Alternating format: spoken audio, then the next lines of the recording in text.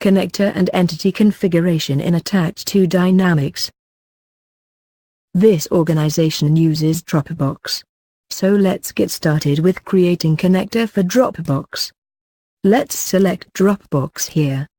After selecting Dropbox, we need to provide an app ID, an app password or secret key, which in case of SharePoint is user ID and password of SharePoint user, which has at least read and write access to the folders. Let's go to Dropbox.com. Go to Developers option. Here you can create an app. I already have app created for me. I will copy ID and secret key from here.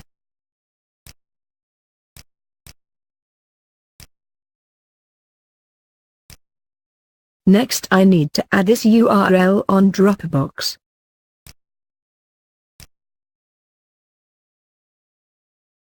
Then we need to authenticate this connector.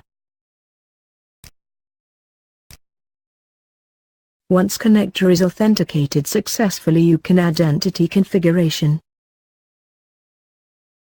In entity configuration we need to select entity, in this case it's opportunity. Then we need to provide folder path schema. Folder path schema name is the schema name of the field where the Dropbox path of the record would be stored. It will give you a small disclaimer as data will be overridden. Please be careful while selecting field for folder path schema. Folder path is the parent path under which the record folders would be created.